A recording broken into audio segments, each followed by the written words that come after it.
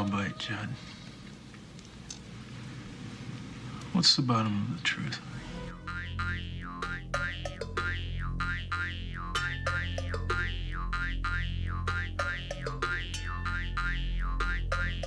Well, sometimes that is better.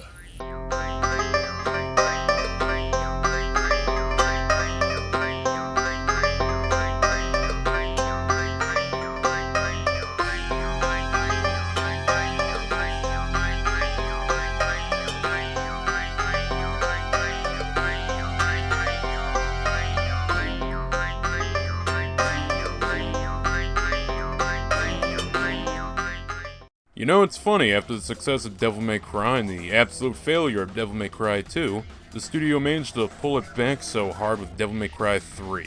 Honestly, it fixed every problem, all while delivering a much better story compared to the first two. It managed to be hilarious, but also hit you right in the feels. Sadly, that's Devil May Cry, and we're still alone in the dark. 3. We're playing Alone in the Dark. The first Alone in the Dark took place in a single mansion and was an atmospheric, slow-burn horror game. The sequel also stuck to one location, but took on an adventure tone, discarding all of its prior identity outside of some mentions of voodoo and other dark arts. So what does the third title do? Well, I think its intro sums up what you can expect. Carnby. Greg Saunders, Hill Century. Cut it short, Greg. I've got problems. You're onto a new case? No, not really, no. I'm alone in the dark. I'll explain some other time. Edward, I got a western that's high and dry in the desert. What, has Billy Silver got a cold? The film crew's disappeared. $1,000 plus expenses. 500. 800. Conby, Emily Hall was down here. Yeah, your friend. She was part of the crew. Oh, then it's 1,200. Okay. Have you got a map handy? Something to write with? Sure, I got a map and 5 secretaries at the end of each arm. Go ahead. You see Barstow to the east of L.A.? You go south from there some 50 miles, then off to the east about 5 miles. After Las Verdes, go about as far as that black line. You see that on the map? That is the San Andreas Fault. Hey, that's the Mojave Desert out there. Conby, there's a town there. Well, it's not really a town. It's a ghost town, more like. Slaughter Gulch. Okay, I'm your man. Yeah, the horror has been twisted into the negatives, and the camp has been dialed all the way up. If the second felt like an adventure game, this one comes off like a Monkey Island point and click. You're still handling supernatural threats, but now it's zombified gunfighters and Indian rituals. All Lovecraftian elements have been removed. Instead, this time it plays up an old west ghost town. It's so western, even the window view is carrying a piece. That's not to say it's all bad. I enjoy the idea of western horror. I have fond memories playing Johnny Nero action heroes, Old West level. Also plenty of strange West tales have popped up, especially in recent memory with Blood West. So there's room for this title to be worth a damn. So as you learned in the intro, our boy Carnby, who still hasn't grown back his awesome mustache, is getting known for his supernatural escapades. Well, Emily from the first game has gone missing out in some ghost town, and he must go rescue her. Simple setup, and it would be nice to see Emily return. However, when arriving in town, his reception is warm and loud.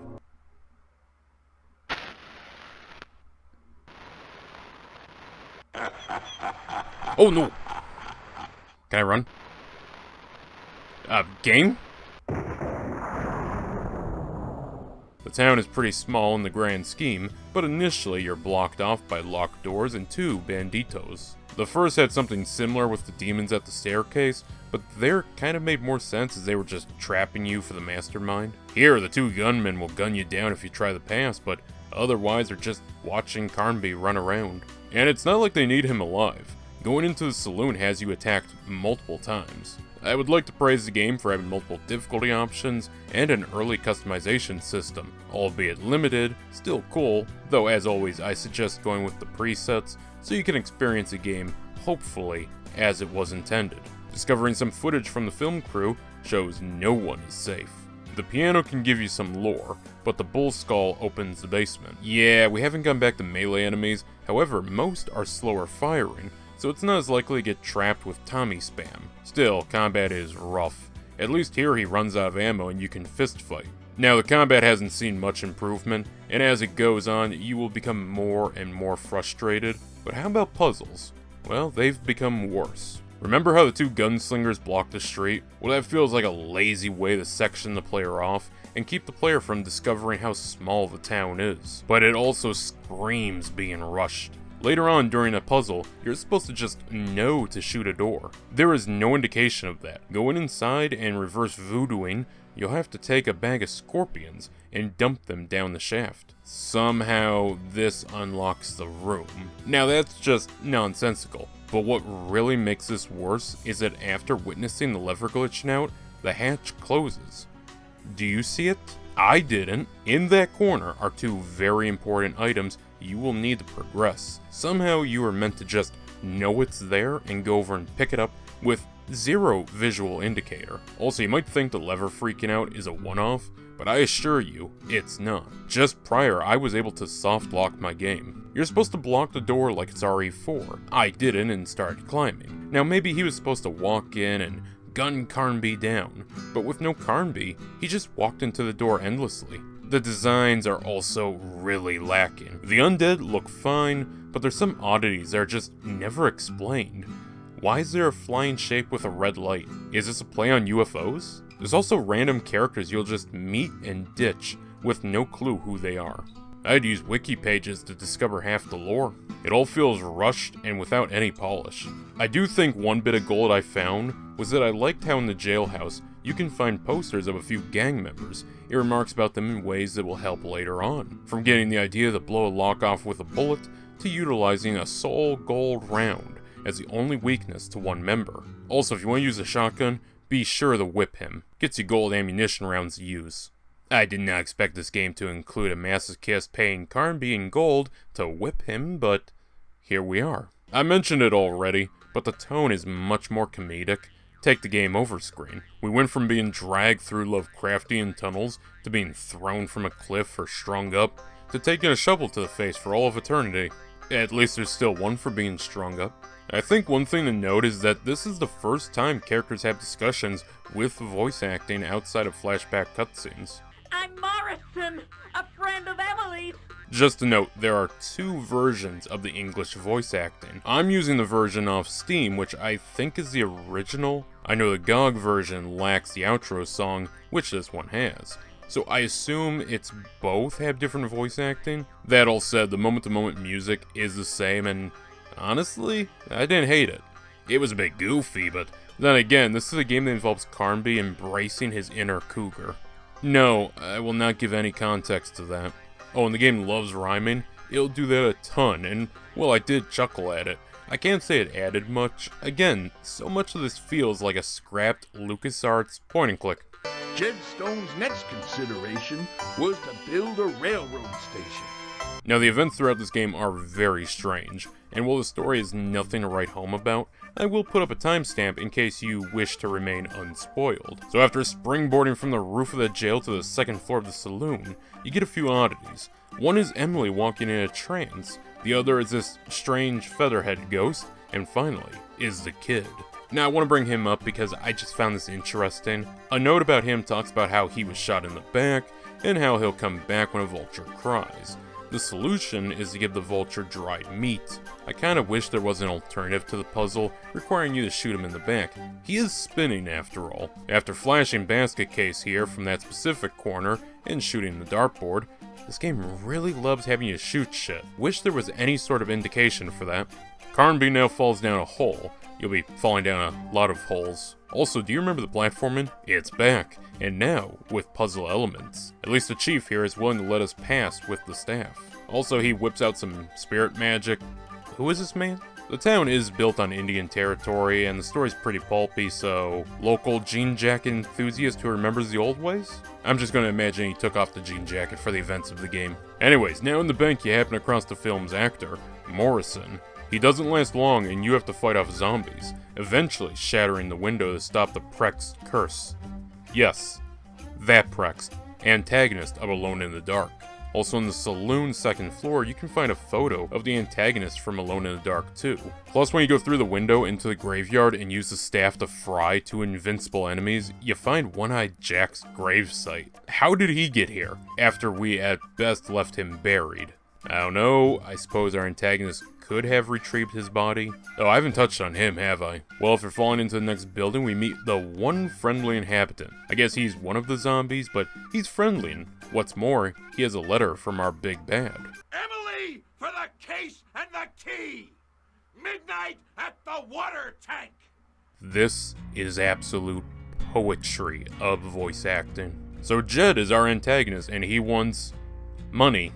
Now, the suitcase you'll have to retrieve from the bank vault is what the film's lead actor asked to be paid in. It's gold ingots, so I guess the film crew retrieved gold from the bank and used it as payment, thus pissing Jed off. In Jed's story, we learn he founded the town, growing it bigger and bigger after he discovered a gold eagle. Then, after building a railroad station, him and his gang would lynch a railroad representative. This would see the townsfolk, led by Tobias, this guy right here, chasing the gang up into the mountains. A bit of dynamite hitting a methane pocket would kill the entire gang.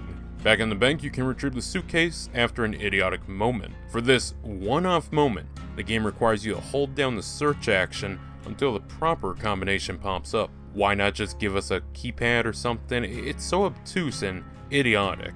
Also, you'll just get robbed, but recover it quickly. And yes, there's a spinning midget.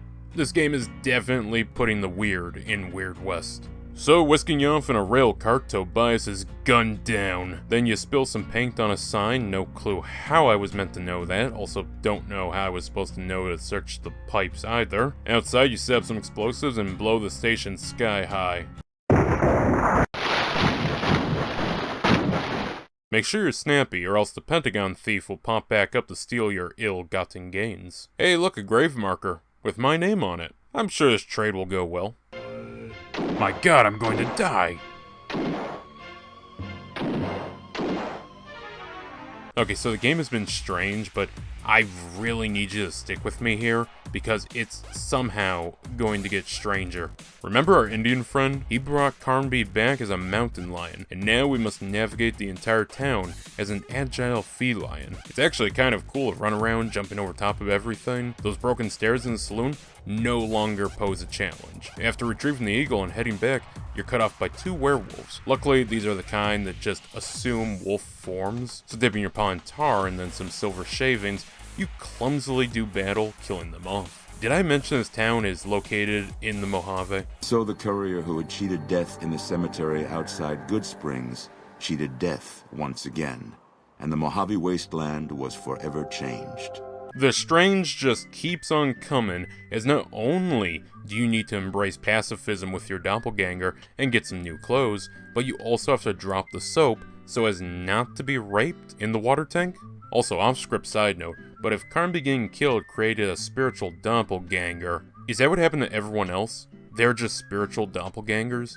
So we're not even fighting the real Jed? So what follows is the most fast-paced section of the game. You have a fight against two brutes, make sure you grab the pickaxe or you can soft lock yourself. This crossing puzzle, not bad, but I do suggest save scumming. Also, apparently I can't walk back again, so yes, grab the pickaxe. Eventually, you happen upon a scientist who you end up killing. So, time for a bit more lore. Jed is in fact the abandoned child of Elizabeth and Prex. When did that happen? No clue. Was there any moment that could have happened? Maybe, but it would destroy the only interesting angle of Alone in the Dark 2's story, what with Elizabeth and Jack having a twisted sort of romance. Also, if Prex is the father, why is Jack's grave here?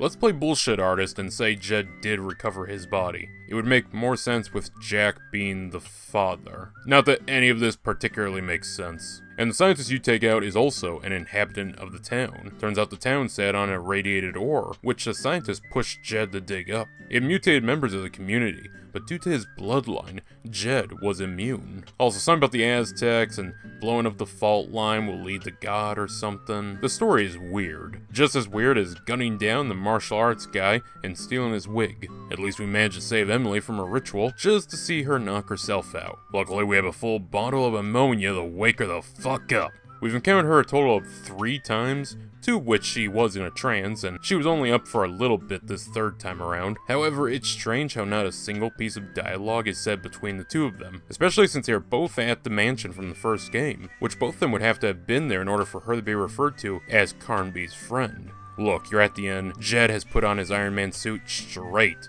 out of Wild Wild West, and with the power of radiation, you can defeat the Elwood brothers. That's kinda cool, admittedly. Jed, on the other hand, you can just turn on the faucet, cut some wires, and wait for him to step in. Honestly, the boss fights have just been a continual step down.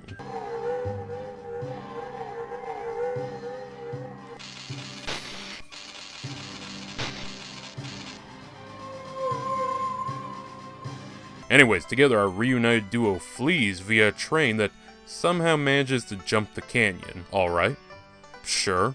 With barely a word of dialogue spoken, we see that this trail of tears cries no more.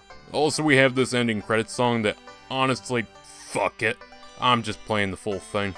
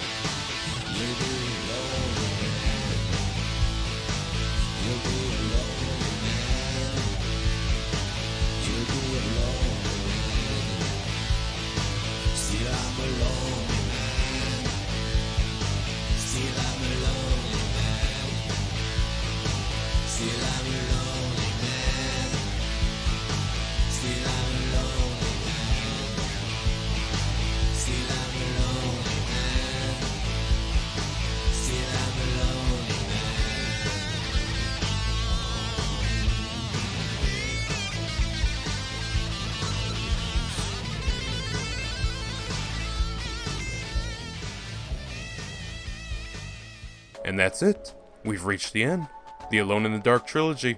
From a respectable and classy experience with a few problems but honestly enjoyable, to a much faster but thrice as clumsy sequel forced out by company greed. We ended on a title that feels rushed, lacking any of the interesting aspects of the first, and just marginally fixing the problems of the second. At least it's slightly more interesting in terms of location, but it comes with so many more bugs. Despite all my complaints of the second game, I can't think of any instance that forced me to reload a previous save due to soft locking. I fully understand why the franchise went on a hiatus until 2001, even though its return was very clearly following in the footsteps of Resident Evil, instead of going back to what made the original so beloved. I'll admit, I enjoyed how wacky this game got, and honestly, that was one of the few driving forces pushing me through the game. It's a hell of a trilogy roundout in that regard. Though the story is very boring and its connection to the prior two are just insulting, the game really could have stayed in its own lane with no problem. They'd have to think up some way to cover particular details, but honestly, anything, even just not explaining it, would have been better than what we got. I can't really suggest this game. It basically has all the problems of 2, combined with broken puzzles and a variety of glitches. The characters are basically non-existent, and any possibility for fun character moments is removed for no real reason. I feel like the addition of Emily is a last-minute one. Honestly, think about it. All their interactions, or lack thereof, and I ask you, couldn't that have been literally any other damsel in distress? What made it vital she be Emily? Outside of the rushed narration to, I guess, drag the private detective to the town, there is none. And he's a private eye. He literally could have just been paid to investigate a missing crew. So do yourself a favor and holster this game. It's not worth drawing, but it is odd. Alone in the Dark released in 1992. This title was released at the latest 1995. Resident Evil saw release 1996. That's 4 years between the original and what solidified survival horror. The first Alone in the Dark sold very well and was groundbreaking in many ways. Not one copycat game stepped up in 4 years? Let's investigate this tomorrow. I think we'll be pleasantly surprised. I'm Morrison, a friend of Emily's.